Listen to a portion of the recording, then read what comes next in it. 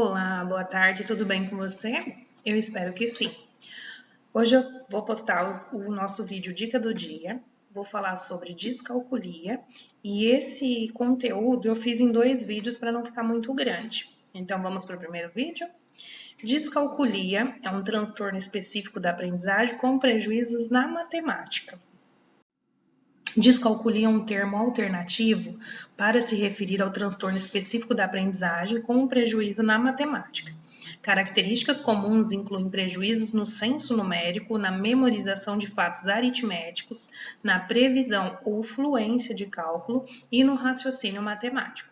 A pessoa com descalculia apresenta um desempenho matemático significativamente abaixo do esperado, considerando-se na sua idade cronológica, suas experiências e suas oportunidades educacionais. Então, o que está dizendo ali, né? Que a gente precisa também avaliar todo o contexto dessa criança, né? A sua vivência, a partir da escola, como que é feita essa aprendizagem, como que funciona esse processo, né? Dentro da escola. E aí levar em consideração, então, o que é esperado para a faixa etária dele, né? Dessa criança. E sempre comparar para ver se ele está com esse atraso nessas áreas. A descalculia costuma estar associada à dislexia, porque frequentemente aparecem juntas. Alguns pesquisadores acreditam que o alto índice de coexistência de dislexia e descalculia é uma consequência de fatores compartilhados por ambas as condições, como déficit na memória de trabalho. Entretanto, não se pode assumir que todas as pessoas com dislexia têm dificuldades em matemática ou que todas as pessoas com descalculia apresentam dificuldades em leitura e escrita. A manifestação de sintomas varia em cada indivíduo.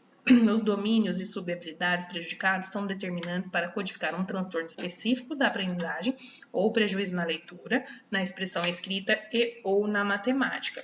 E aí também a gente precisa destacar que eu vou falar vários sinais e sintomas que pode sinalizar. E não quer dizer que a pessoa vai ter todas aquelas características. Então, pode ser que ela apresente apenas algumas, tá? Então, não precisa ter todas as características. Lembrando que cada indivíduo é um indivíduo, ele tem suas vivências, suas experiências, e que isso pode trazer prejuízo em algumas áreas e outras não, né? E aí também, por isso que é bom uma avaliação bem profunda para entender. Não confundir a dislexia com a descalculia, porque na dislexia também tem um comprometimento da parte de matemática, mas não especificamente nesse sentido como da descalculia. Mas para frente vocês vão ver essa diferença de uma para outra. Assim como ocorre na dislexia, os sinais e manifestações de descalculia variam em cada pessoa. Além disso, esse transtorno pode afetar uma mesma pessoa de diferentes formas ao longo de sua vida. É importante lembrar que as dificuldades de uma pessoa com descalculia não aparecem apenas na aula de matemática, mas também em sua vida cotidiana. Então, a escola é a melhor ponte que tem entre a família, porque provavelmente é a escola que vai sinalizar essa dificuldade de aprendizagem. E mesmo não aparecendo somente no contexto escolar, que ela pode se manifestar em casa e se manifesta, o que quer dizer? Que muitas vezes em casa isso passa despercebido.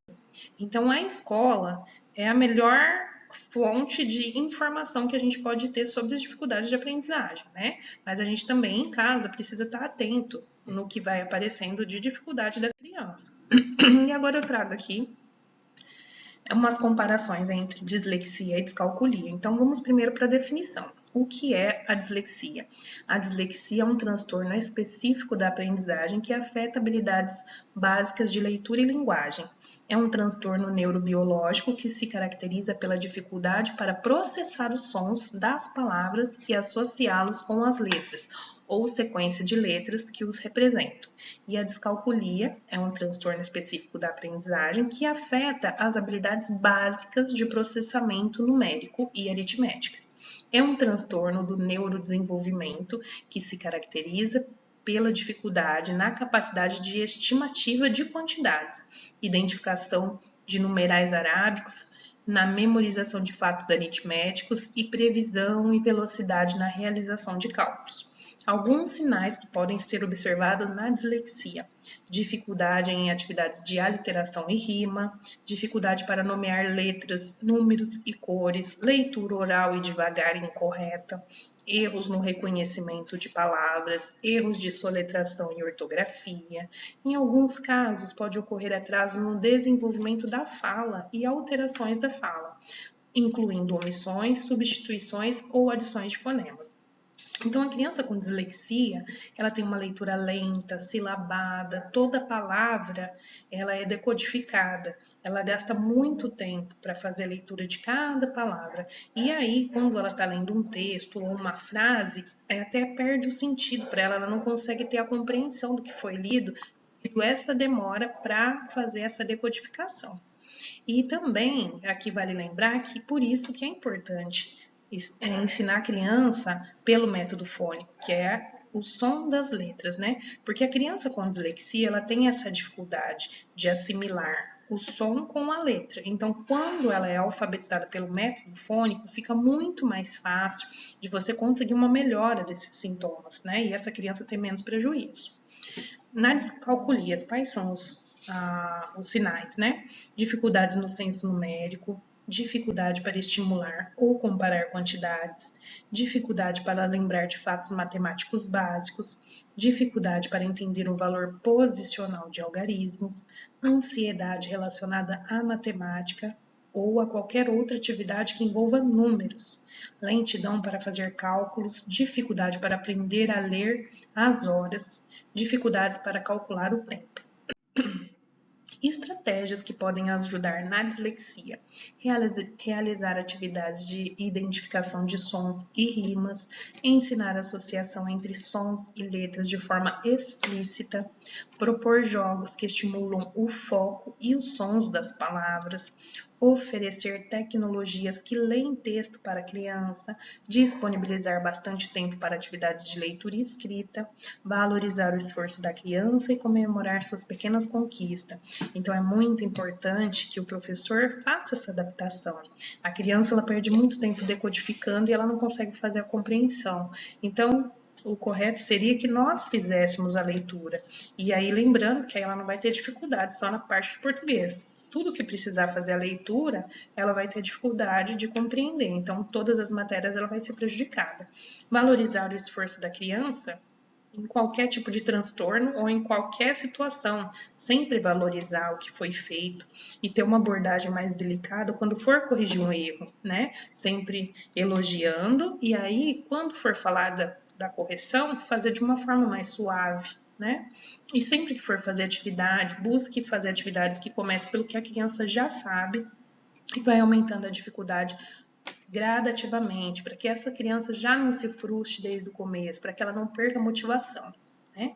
E estratégias para a descalculia: usar apoio concreto para realizar atividades que envolvam contagem, ensinar de forma explícita a relação entre os algarismos e as quantidades que eles representam, oferecer tecnologia assistiva que permita o apoio em atividades que envolvem estratégias de memorização de fatos aritméticos, valorizar o esforço da criança e comemorar suas pequenas conquistas. Então, vale lembrar que na descalculia, sempre que tiver concreto, for ensinar alguma coisa que tiver um objeto concreto, vai ficar mais fácil dela assimilar, dela gravar, dela aprender e evoluir, tá? Atenção!